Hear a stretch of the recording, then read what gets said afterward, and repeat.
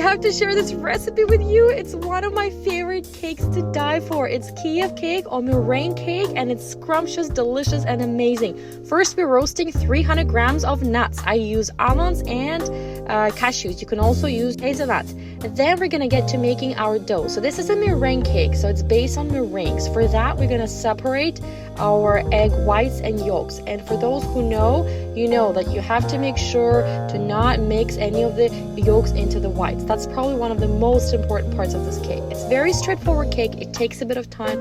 Totally worth it, you guys. So once you've separated your 5 whites, we're gonna put them in a mixer and start mixing with a pinch of salt at medium speed. Meanwhile, we're gonna separate the rest of our yolks. So in total, you need 10.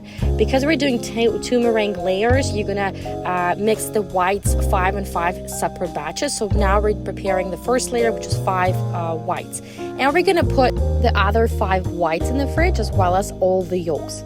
The whites will be for the second layer of cake and the yolks will be for the cream. So once your whites are soapy and white, getting thicker in texture, we're gonna start adding sugar bit by bit. Do not rush it, do not put everything together. Slowly, and then you add a bit of lemon after you added the sugar. And the goal is to make sure your whites are strong like this. They're not watery or runny or anything like that. You can see I'm flipping the bowl and it's still great. So then we're gonna fold very gently with your spoon or spatula the nuts.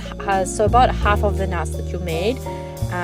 So that would be about maybe 120 grams because you're leaving a little bit for decorations. And then we're gonna add 2.5 tablespoons of cornstarch and gently fold it in. If you're too fast or too strong or you use a mixer, you might just, they're gonna fall. So you wanna be very careful here. Nothing difficult, just be careful.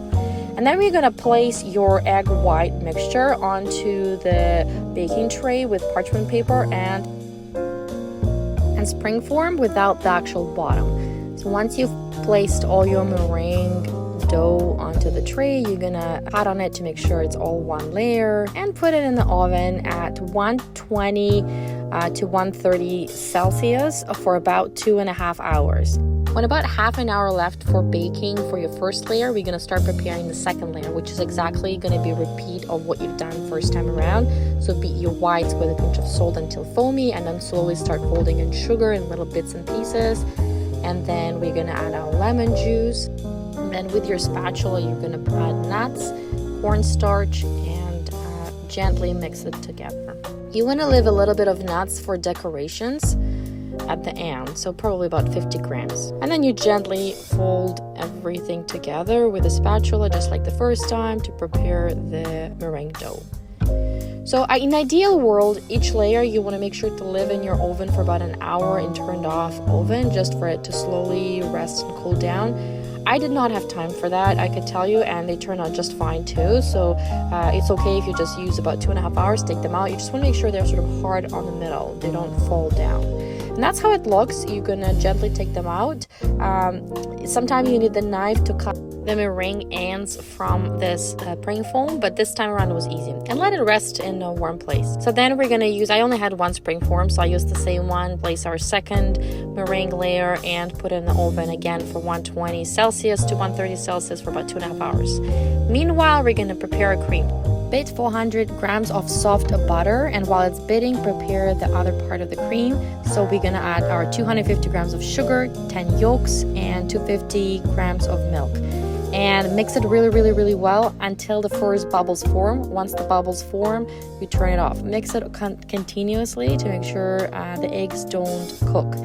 So let it cool and then add that mixture when it's already in a warm condition, slowly, bits by pieces, again into your butter. The butter should be fluffy by now and soft and creamy. So you add it slowly, just like that. You can see to make sure the cream mixes really well. You want to make sure you cool the mixture before you add it into the butter so that the butter doesn't melt and go bad. And then we add 1 to 2 tablespoons of rum or whiskey or some other cognac that you might have, or even the flavor is fine too. And you could see how thick and creamy the texture is. And then separate maybe a third of the cream into a different bowl, and we're going to do different kinds of cream. So one cream will be the cacao cream, it's chocolate flavored, and the other one will be plain vanilla. So we're gonna add 3 tablespoons of cacao powder into the first smaller bowl and mix it really well.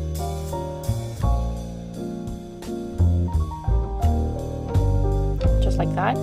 And then we're also gonna add some vanilla syrup into each of the bowls. I could totally have done that actually when I was mixing it when I added rum, but that's okay, you know, it doesn't matter. Just mix it a little bit. I love this cream because it has chocolate in it and rum and vanilla, really beautiful. So your second layer is ready, and you let it cool a little bit as well. And you can see with the second layer it was a bit trickier for me, so I had to use the knife, but just slowly cut into it, it'll be no problem. To assemble the cake, place a little bit of cream at the first bottom, and then place your first layer meringue, spread all your butter with rum cream, and put aside about 4 to 6 tablespoons of cream for decoration. If you just took it out from the fridge, which I did, it will be a bit hard at the beginning, but just gently spread it and it will melt in no time. And then place the second layer meringue, and we're gonna add now our chocolate cream and spread it on top of the cake as well as the sides.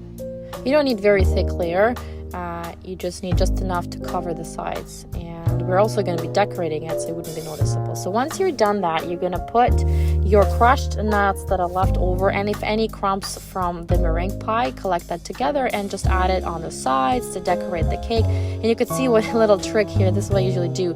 When you tap it, a lot of nuts will fall down. So what I find I do, I just use my finger and just collect whatever left fell down and pat it back on. Just gives you that extra crunch. And then we're going to put our cream with the piping tips. That's the one that we left aside to decorate whichever way you like. I've added this little roses around the cake. You can do the lines as well, especially if you don't have a piping tube. You could just use some kind of a thin Ziploc bag and draw lines, straight lines going across the cake.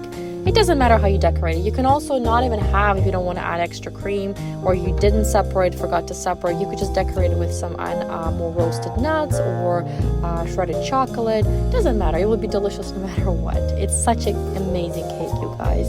And finally, for decoration, I sprinkled it with some shredded chocolate that I had. You can add some more roasted nuts, or you could leave it as that. And here it is, this delicious, scrumptious cake. I absolutely suggest you try it. We did it for my husband's birthday, and it was so light, and it was finished in no time because there is no flowers. It's very light and delicious. I hope you enjoy it, and don't be discouraged by the length of time for baking it, because you don't have to do anything. You can do anything else during those 2.5 hours. It's very low baking heat, and otherwise it's a very simple recipe. And look how beautiful the layers are, the cream, the meringue, the nuts. I hope you enjoy it. Follow us for more. Bye.